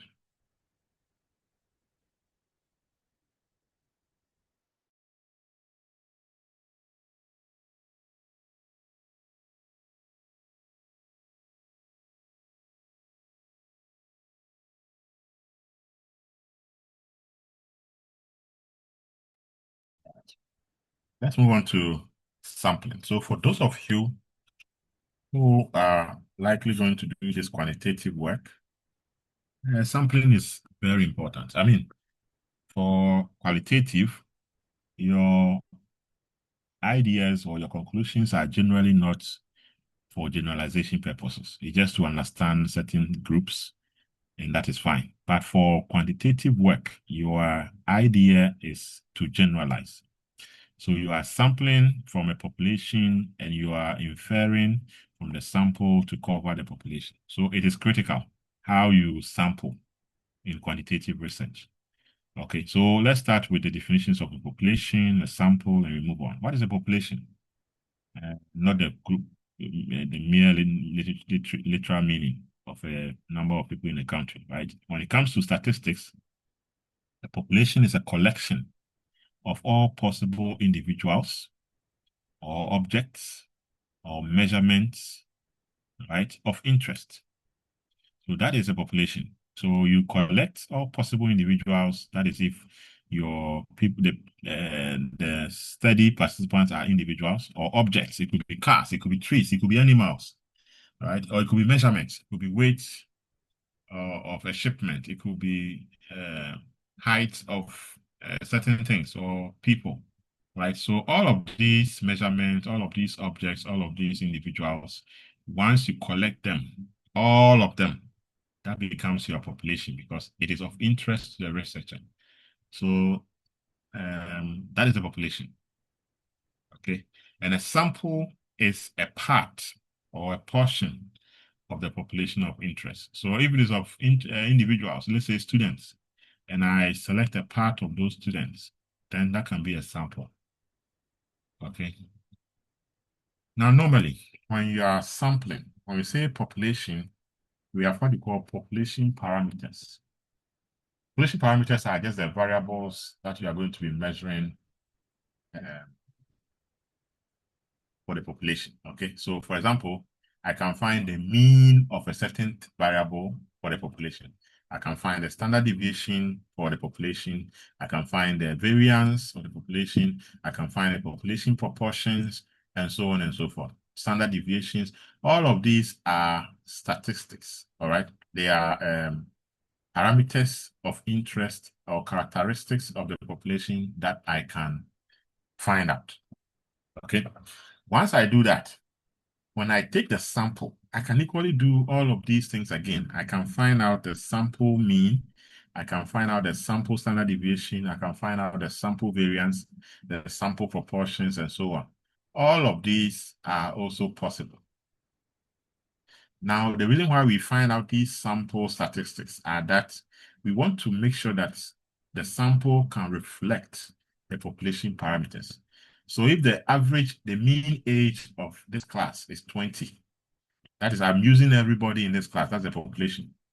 If I come here and I select 3 of you, and I take your ages again, what our interest is the sample should be able to reflect the population age. If the population age was 30 as the average, the sample I take should be very close to 30 or equal to 30. That means I've selected really well. I've sampled really well. That is all sampling is about. If you don't sample well, and I just come in and I look at your faces and I select older people, I realize that my mean from the sample I took is going to be 45 instead of the 30 that the population gave me. Or if I come and I look at your faces and I select only young ones, it's probably going to give me 22 and not the 30, which was the average for the population. And that is what sampling is. So if I sample right, I'm supposed to get a 30 or something very close to 30, just like the population. If I don't do that, I might get something way above the average for the population or way below the average for the population. And that is sampling bias. Okay, so you want to see how sampling is done and should be done the right way. So for sampling method, what is a sampling? What is sampling at all? We are saying that is a technical way of defining the process by which the inference or a judgment is made about the population characteristics by looking at the sample characteristics, just like I was saying. So sampling is how do we take a part or the process of taking a part from the whole and using the part to sort of provide some judgment or inference for the entire population. Okay, so sampling methods provide scientific procedure for selecting a sample in a study to represent the population. So it's not just selecting anyhow, it's scientifically done. Okay, so what are the reasons for sampling before we come to the types of sampling? One is that sometimes the cost involved to use the whole population is too much. I'm sure this guy, that's the poster that something Dankwa, right? When he's doing his polls, he does not use everybody. There's the last one that happened where some people gave motorbikes and televisions and whatever, right? I'm not sure he used all the people that went to vote. He might use selectively, selected sample, and then use that to do his conclusions or generalizations, right? And so the cost probably going to everybody involved might be too much for him, and he has to sample. That's one reason why we sample. Two, time saving. You might not have the time to go to everybody. Okay, how many voters are in Ghana? If you want to do a poll to find out if MPP or NDC will win in the next elections, you can't go to everybody who votes, right? So you need to select, sample, right? Time saving. Three, it could be the possibility of how destructive if you decide to do the work you're doing. Let's say you want to test the effect of, let's say, a vaccine, right? Remember COVID? COVID came, people were dying, vaccines were being tested. And if we were testing the vaccine on each and every individual in the world, what do you think would have happened in the early stages of the testing of the vaccine? A lot of people die because of this testing, right? So people will die because the drug did not work or the drug made it things worse or whatever. Anything would have happened. So sometimes the destructive nature, and you know what vaccines are? Vaccines are giving you the same sort of disease in its minimal or some form so that your body will fight against it. And once your body is able to fight against it, yes, then we call that a vaccine. So assuming we put it in you and your body does not fight it and you are not able to fight it, then you die. And so if something of this nature is very destructive, you don't expect to use the entire population. We rather want to use what? A sample. That's why even in these tests, we start with animals before we come to humans, right? And again, it is sometimes impossible to get everybody in terms of the population. So look at the 70% of the ocean, of the lands we have being made of water, and you want to look at sea turtles in the ocean. Are you able to come and get every sea turtle and tag them and study them? No. You can just get a few and study them because they move around. When it's cold somewhere, they will migrate to where it's warm. When they see that it's becoming cold in another area, they also move. So they are moving everywhere. But because of the tax, you can track them. Some can move from Atlantic Ocean to Pacific to Indian but because they can track them and know where they are, they can study them for whatever purposes that they are collecting the data for. Okay. And then collecting data from the entire population may lead to tiredness and a lot of errors. So you just have to sample. And then a sample is useful where, for example, a new product is being introduced. You cannot test it for the whole population who are going to likely use your product. All right, so testing the effectiveness of a new drug, a new product. So Coca-Cola wants to introduce maybe another beverage into the system. You might sample a few and then they will test it and say, oh, it's a very good product. Oh, bring more. Oh, do this. And then they follow that and escalate the whole situation. Okay, so these are some of the reasons why we sample. We don't necessarily use the entire population for some of these reasons that we have put here. All right, so let's look at the sampling techniques. And again, in your work, in your methodology, you need to bring your population, you need to bring your sample, you need to bring your sampling technique. All right, so how did you select your 20 people? How did you select your 150 people? How did you select your 1,500 people in the work that you did? So there are two types, either a non-probability sampling or a probability sampling. Non-probability sampling are the ones that we normally will use for qualitative work. Okay, our duty here is just to find out, describe, and we are not so enthused about trying to generalize. And so we select as few as possible based on one, convenience, based on judgment, based on some quota sampling. We can do that. So for convenience, this one is adopted because it is at the convenience of the researcher. Okay, data availability, accessibility. Maybe they are your friends. So when you throw your questionnaire to them, they will easily answer them for you. That is convenience sampling. And I'm sure some of you, if you have been in research, you probably have done that. You did your work and you said, well, let me put it on the WhatsApp platform. Please, this is my questionnaire. Can you fill it for me? And they fill it for you. That is not random. And I'm sure in your work you wrote, I did simple random sampling, blah, blah, blah, blah, blah. Meanwhile, you just put it on a WhatsApp page or a Facebook page for people to fill for you. That is not random. You might, in your mind, you might think that, oh, anybody can answer. So I'm giving everybody the chance to be, but no.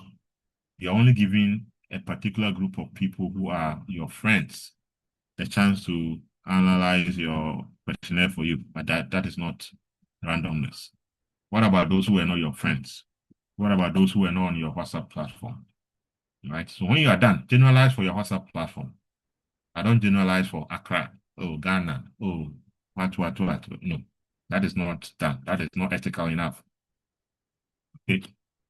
Or it could be purposive. Let's say based on your judgment. So I need to interview, let's say, prostitutes in Accra. I need to go to selected places. I need to go to Circle. I need to go to, let's say, East Legon somewhere. I need to go to Medina or some other places where I know that these people are. And so this is based on the judgment, because I know that based on my experience and my fairness to obtain a sample, that is where I need to go. Okay, and so I do that. And that also is not really, it's not random. So it's based on my judgment, I do that. Or sometimes I decide that I go with snowball because I'm taking snowball sampling, right? I don't have the people I need to interview, but I just need one person to start with. I ask you, I finish with you, I ask you, do you know anybody else that is into prostitution, right? Maybe I come to GCTU campus. I know there are students that are in the night, dress up and go and stand somewhere and do their thing. But in the morning, you don't see them. They are mixed with others. So I go in, I identify one person, and I do the questions. After I'm done with the person, I ask the person, do you know any other person that is into this trade with you? And then she'll point, or go to Yamansa, and I'll go to that person. After Yamansa, you say, oh, go to Akusia, what will I go? So by doing this, the snowball is gathering momentum, and I'm gathering bigger numbers as I move on. That is also non-probability sampling, right? Now, quota sampling is just simply putting some stratas, right? Putting groups. Let's say I want to do qualitative work, right? But I put male and females, and I go in to the males and I select them, not based on any randomness, but maybe I look at your faces. Oh, you are dark. I interview you. Oh, you are bright. You are tall. I interview you based on those sort of things. I don't give each and every person an equal chance of being part. And so that is just quota sampling, right? I'm grouping them because I want to get the characteristics I'm interested in. I want males and I want females. I want managers and I want junior managers. I want middle managers as well. So I need to group them so that I can target them without using any probability technique. I rather use a non-probability technique in selecting the respondents. Okay. Now, as I said, in our other books, they will talk about a lot of other ways of selecting based on non-probability approach, right? So you can add up. Now, the probability sampling, normally we call them the random sampling. So this is where every element in the population has a known and usually an equal chance of being included in the sample. So if you are 100, each and every person has 1/100 chance of being part of the sample, right? So no one has 5% chance when we are 100, and someone will have 0.5%, someone will have 2%. No, we all have 1/100 chance of being part of the sample. You can pick me, you can pick another person. You are looking at my height, you're not looking at my beauty, you're not looking at my color or skin color. You are just picking me based on the fact that I am part of the population. All right, and here we use things like table of random numbers. You can use different ways, systematic, random, and so on and so forth. Right. So under this, we have simple random sampling. So I know that you are 100. I need 20 people. I just maybe fold papers which are 100, right? Yes and no, yes and no, yes and no. So the yes will be 20, no's will be 80. And then I put it to you. All of you pick one. If you pick a yes, you become part of my work. If you pick a no, you fall out of my work. And that is simple random. Okay. Another way is systematic random sampling. Here, it can be maybe on an Excel sheet. You are 100 people on the sheet. You want to pick 10 people. So you say that, okay, every 10th member on the sheet, I will pick you. So whoever was lucky and they were number 10, number 20, number 30, number 40, all the way to 100, they are the lucky ones to be selected for the work. It can be male, it can be female, it can be tall, it can be short, because you don't even know who the names are. When you finish picking, now you say that these are my 10 people I have to go to. You look for their numbers, contacts, and you go and then you talk to them. That is systematic random sampling. Or you want to work in a bank, right? You know banks open at 8 in the morning, closes at 5 p.m.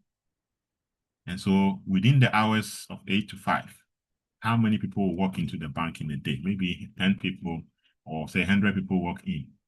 I need to select 10 out of this 100. That's my sample size. You don't go early and select all 10, because what happens to those who come in the afternoon and evening? You don't go in the afternoon, you don't go in the evening. You go in the morning before they start. When they open the door, you start counting. The first, the second, the third, fourth, fifth, sixth, the 10th person you take. The 20th person you interview. The 30th, the 40th, 50th, 60th, 70th, 80th, 90th, and the 100th person. Once you do that, you have your 10 by the end of the day. That is systematic random sample. Okay. And to be able to know the number that you need to pick, just divide the population by the sample you want. So if it's 100 and I want 10 as my sample, it's 100 over 10. And that gives me 10. So every 10th person I need to add to my sample.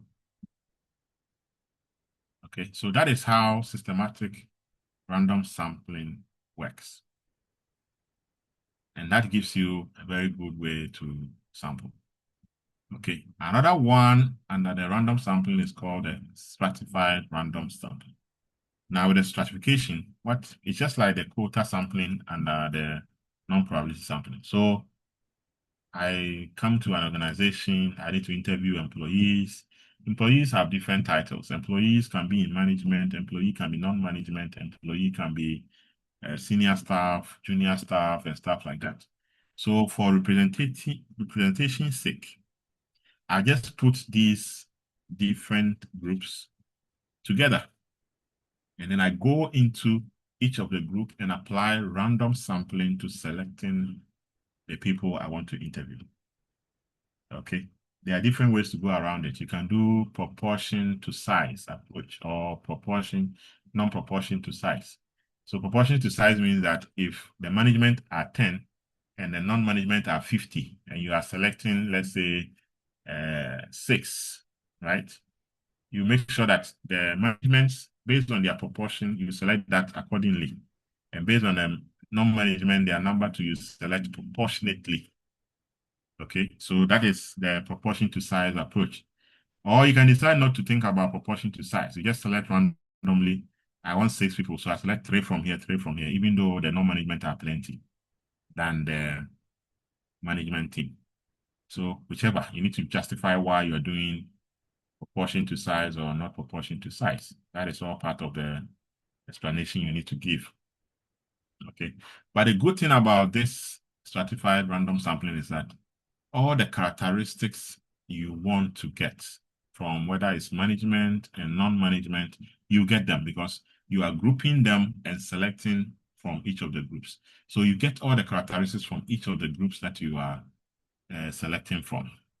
So the relevant observations are included, and it is going to help you with the analysis later on. When you are done, you can generalize for the management, you can generalize for the non-management because you have selected from each of these groups that had different characteristics altogether.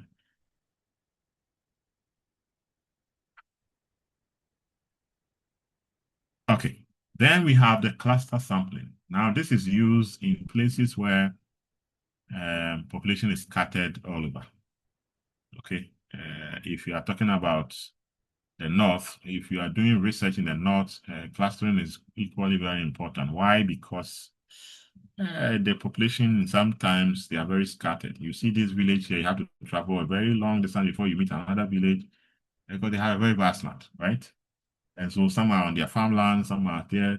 So for you to say, I'm gathering information in this kind large geographical area, you need to use clustering where you see major settlements and then you select majority from there. You see another place where there are major settlements, you select more from there.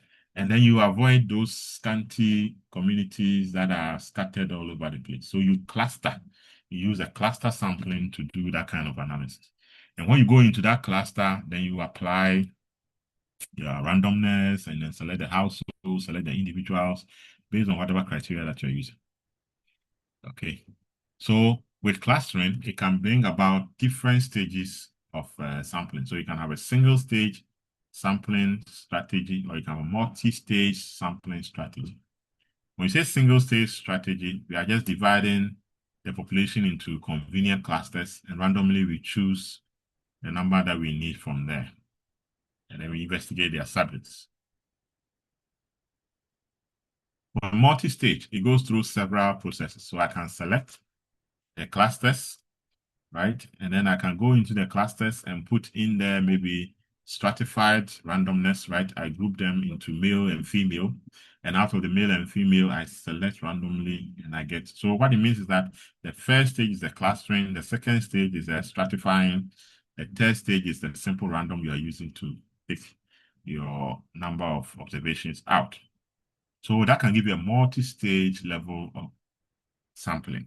And you should be able to write it properly why you're using multi-stage approach or why you're using a single stage approach and so on and so forth. All depends on the kind of work you are trying to do.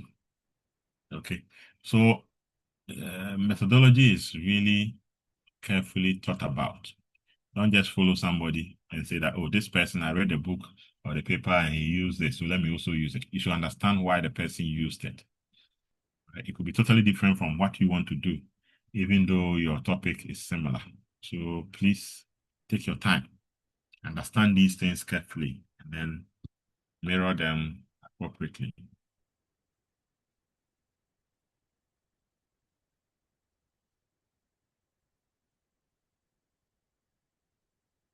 Okay, so with this said, whenever you select a sample size, what are the characteristics of a reliable and a valid sample size? So I select 20 people. I'm sure some of the questions in your head. So what is the best number to choose when I'm doing this kind of research? There's no best number. Every number you choose has some statistical implications.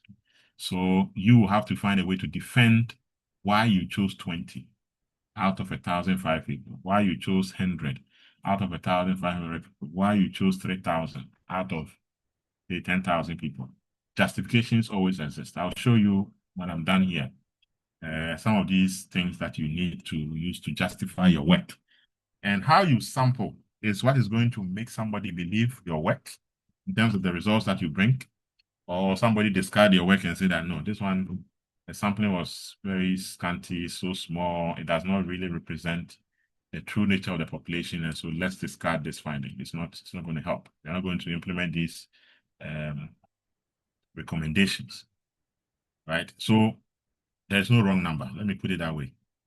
So long as you're able to justify it, and be ready to accept the consequences when it comes to the results that you get and how best you can really convince people to believe, or other researchers to believe, that your work is actually a good research, right? So my students, I always advise them that there's a way to get some reliability. There's a way to get some validity for your sample size. Okay, so let's look at this. So a reliable and valid sample size enables the researcher to generalize the findings from the sample to the population. That's the whole point. So if you're not ready to generalize, then you can just take any number at all. And when you are done, don't generalize. You'll be fine. Okay. So the sample statistics you are going to use, or you're going to estimate, should reflect the population parameters. So if I'm going to estimate the average age of the sample, my point is that average age responding or representing the average age of the population? If it's not able to do that, then I'm losing guard. Or my research cannot be trusted. They should just throw it away into somewhere. But if my sample can really represent what the population is, then that is a reliable and a valid sample size. Okay. Now the whole point is that the population has to be reflected based on the sample I choose, and it should give me a very narrow margin of error. Margin of errors are spoken of as the room of making a mistake. So if you select a very small sample, you give yourself a very big room to make a mistake. If you select a very big sample, you give yourself a very small chance of making a mistake. Which one will you choose? It's up to you, right? So the more the sample, or the bigger the sample size, the better your ability to generalize.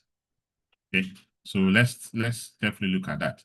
Now, two things that are of interest when you want a representative sample is it has to be giving you some precision and the confidence level that comes with it.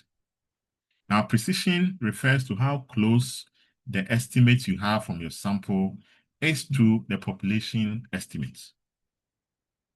I was giving you the average age, so 30 for the sample, right? If I'm also using, and I get the population estimate to be 30, then the sample has done a good job. Actually, 100% job of predicting what the population parameters is. Then the sample is good representation. If the population is 30, right, as the average age, and I'm getting 15 from my sample I selected, I'm not doing any justice to, because 15 and 30 is too broad, it's too wide. So it's possible I or I selected wrongly, I sampled wrongly, or I sampled based on looking at faces, the young ones, right? They were the most active ones. So let me select them, and I did. That could be your reason, and that's not going to be representative enough. Okay, and then that is measured using what we call the standard errors. And standard errors are important because the closer it is to zero, the better the precision. So the standard errors just tells you that this is how close you are to the right number, right? So the higher the standard error, the more difficult people will believe your work. So standard errors are expected to be very close to zero as much as possible, and they will believe you. That's precision. Now, the confidence level talks about how confident you, the researcher, is, right? You are confident because you are doing something right. So maybe I'm 99% confident. I am 95% confident, or I'm 90% confident. I don't know if in your economic lives you've seen confidence intervals, right? And we do 99% confidence interval, 95% confidence interval, or say 90% confidence interval. The closer it is to 100% tells you that you are more confident. So if someone does, or I'm forgetting this guy's first name, something Dankwa, right? If he does his work using 99% confidence level, and someone does equally the same thing and use 90% confidence level, I am going to believe Musa Dankwa's 99% because it gives me a very small room to make mistakes, just 1%, than somebody who chooses 90% and chooses a very small sample size And that is going to give me 10% room for making a mistake. And so confidence level matters when it comes to reliability and validity. And then the precision also matters when it comes to reliability and validity. So a representative sample is said to be when the sample statistics are the same as the population parameters, right? But we know that, however, this is rarely the case. You can get this as close as possible, and that is normally what the case is, not exact. So if the population age is 30, the sample might give you something, 29, 29.5, 28. It is okay because you are giving yourself some room for mistakes. It's fine. But if you get 20 and the thing is 30, I mean, the gap is too much. So we need that kind of precision to, and the confidence level to make some of these things happen. Okay. All right, let me show you this table. I'm sure you've seen some of these tables somewhere. So this is a sample size table, and it has been calculated statistically, so the numbers you see are accurate. Okay, so here, even if you don't know how many people I need to sample, this table is a guide. Okay, so let me first of all start from the left side here, which is your confidence. So here is 95% confidence. Here is a 99% confidence, right? And then on the first column, I have my population size. So it goes all the way to 300 million. So if your population is even 300 million, look at what is going on, right? Assuming that I'm using a margin of error of 5%. Even if my population is 300 million, I'm only selecting 384 people. Okay, see where the 384 starts. The moment you hit 250,000, right, 384 continues. So after 250,000, no matter the population size, it tends to be consistent. Look at if I go with 3.5 margin of error, right? It starts from 783, 782, 783, 84, and it goes very close. Okay, if I use 2.5% margin of error, it also gets to 1,527, 1,532. So it's close to, so it means that at some point, it doesn't really matter the size of the population. Okay, but you need to have a look. So what is the population? If it's a Coca-Cola company, I want to look at it, employees. How many are the employees in Accra? If my work wants to be for Accra, and you know the number. Based on the number, you come here. Oh, they are 500. Okay. Now you ask yourself, what margin of error do I want to use? Let me explain what the margin of error is. Okay, let me just say. So assuming that, as I said, I want to find out, or I realize that the population, about 30% are males, right? So 30%. Now, what I'm interested in, if I go to use the population, I'm able to establish that the proportion for the population which are males is 30%. But because I can't use the whole population, I go to sample. So I sample based on randomness and I get my number that I want. Okay. Now, what is going to happen is that if I choose, for example, 3.5 as my margin of error, all that I'm saying is that I'm going to add 3.5, so plus 3.5, right? All right. And I'm going to subtract 3.5, 30 minus 3.5. Okay. So what this is going to give me is 30 plus 3.5 is going to give me 33.5%. And then if I subtract 3.5 from 30, it's also going to give me 26.5%, right? So my sample is going to be able to predict that my population parameter, which is supposed to have been 30, is going to lie between 33.5% and then 26.5%. So I'm giving myself room of error of 3.5% plus or minus. So my sample is going to be able to estimate between 2.6, 26.5% and 33.5%, within which I know that the population proportion in terms of males is going to fall within. That is what margin of error is about. Okay. And so if I choose the smaller margin of error that I choose, you realize that it gives me more accuracy. Okay. So if I choose 1% margin of error, what it means is that I'm going to estimate my population parameter should fall within 29% and 31%. So you see that the gap is now very small, telling me that I'm really doing a good job because I'm just giving myself 1% room to get that mistake happen. That's why I'm giving myself plus or minus 1%. And so let's now link it to the sample size. Assuming my population is, say, 1,000. If I go down to do 3.5 plus or minus as my margin of error, I'm supposed to sample 440 people out of the 1,000 people. Now, let's say that I say no, I want to be more, give myself more precision. So I do 1% margin of error. See the number that I need to select. 906 out of the 1,000 my population is. So the precision you want to give comes with some burden of higher number of sample size you need to collect. So if you decide to go with 3.5%, you cannot compare your results to someone who will go with a 1% margin of error. You are all using 95% confidence level. So you need to decide. This one, that's what I'm saying. There's always a justification for each number you pick, right? If somebody wants to do 5% margin of error, the person only needs to select how many? 278 out of 1,000. But so if somebody do 278 and somebody do 440, now the results will not be the same. The quality of the results, how believable the person with the 400 sample size and the person with 278 sample size are not the same.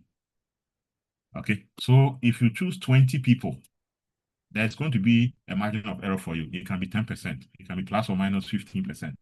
And so if you want people to believe you and you choose margin of error of plus or minus 10%, plus or minus 20%, then that is up to you, right? But there's, as I said, there's always a justification for the number that you choose.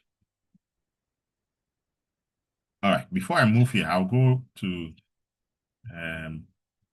the internet and I'll show you how to calculate where these things come in. And then they are going to give us the same figures as we are seeing on the table, right? And so if there are any questions, throw it out now before I unshare this screen and then start the internet one.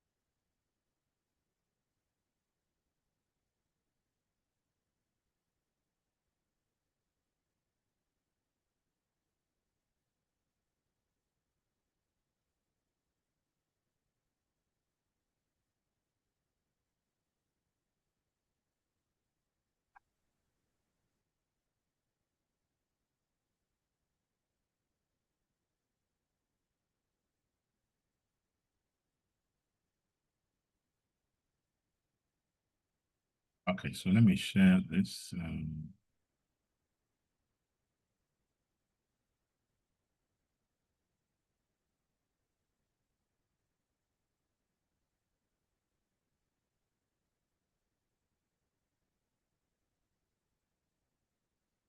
Okay, so what I'm sharing here is, I just type here sample size calculator, right? And then I just enter. And so I'm just picking the first one that comes, right? So let's see what. Okay. So for the table that you saw, this is some of the things that have been used to compute those numbers, right? So you see the confidence level.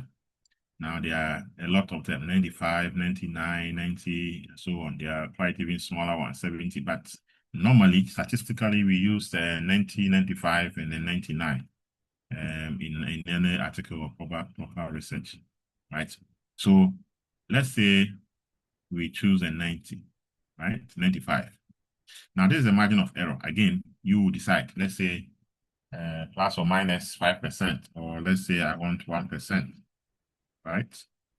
And then I think we chose 1,000 population proportion. Let's make it 50%. Population proportion simply wants to talk about, assuming it's male, female, is it 50-50? Assuming it's income level, is it 50-50? We have 50 people who are 50% poor, 50% rich. So that's the proportion. So we normally leave it at 50. All right. And then population size, let's say it was 1,000 on the table, right? So if I do this, I can say calculate and see. So remember, it was 906 on the slide, right? When we were choosing 1% margin of error and then 95% confidence level. It gave us 906. I think you remember that. And when we chose 3.5%, it gave us 440. I think it's the same thing, right? And when we chose 5%, then it gave us 200 and something, right? 278. So if you are writing your methodology and you want to get some justification for your sample size, this is where you come. You tell us that, oh, based on the confidence level of 95%, the margin of error of plus or minus whatever, the population proportion of so and so, and 1,000 as the population size, the sample size that goes with it is what? 278. Nobody will question you because that's your justification. And so it is up to whoever is reading to see, okay, 1,000 and you're doing only 278 based on 5% this and that. Should I believe your results or not? Is it good for generalization purposes? Not really. Okay, let me throw this somewhere.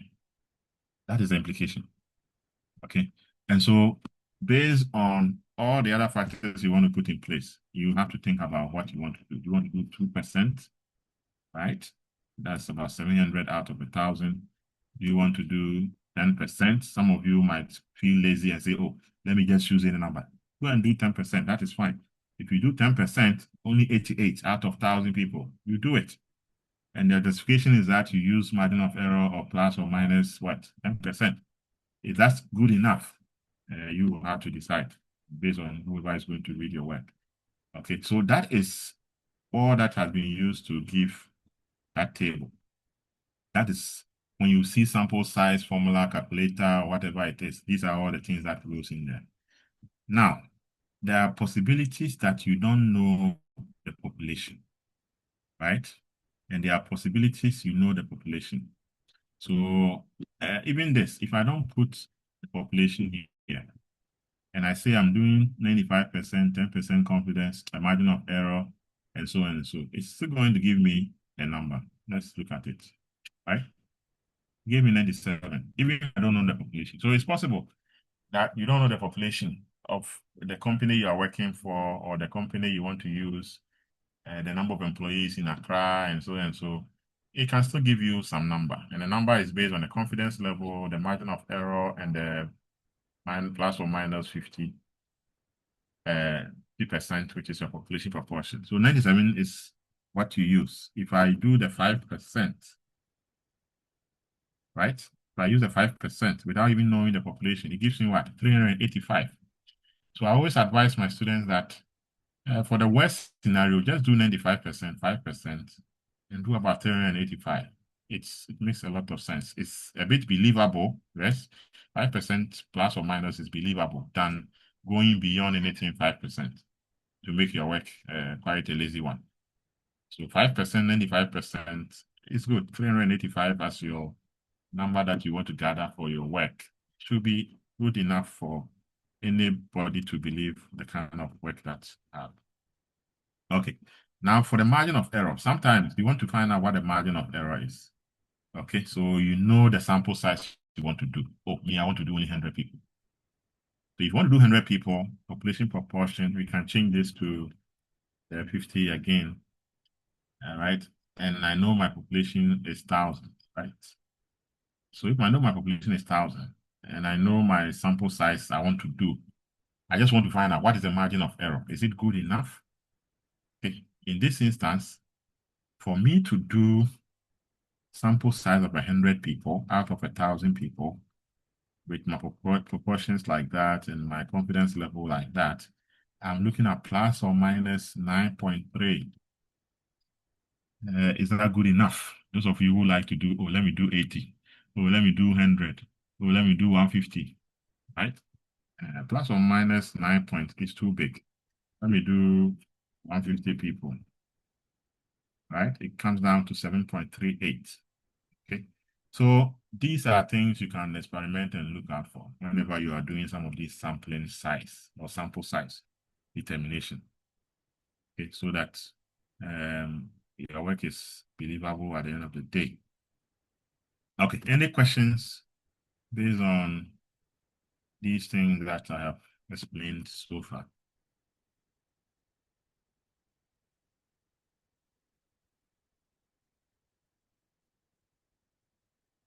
Yeah, any questions?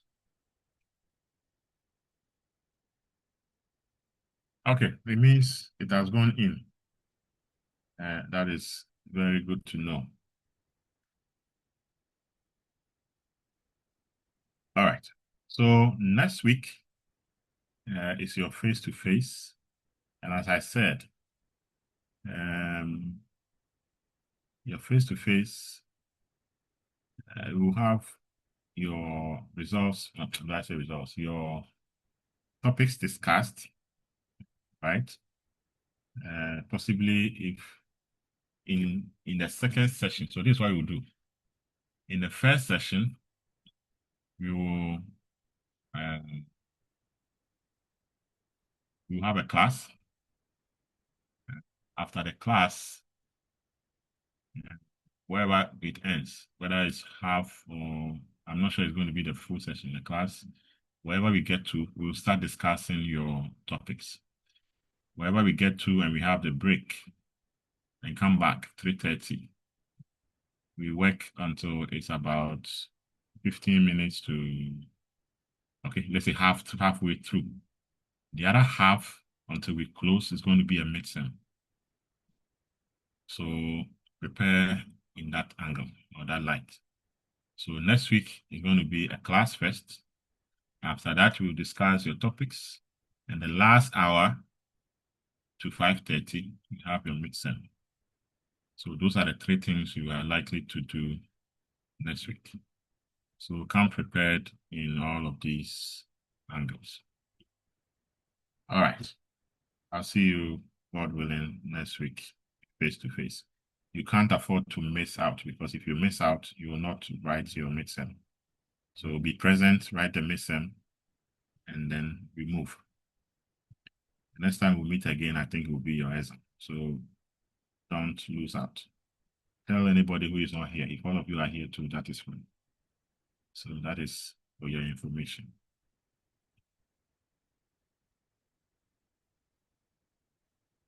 All right. So I'll see you next week, same time, 1 p.m.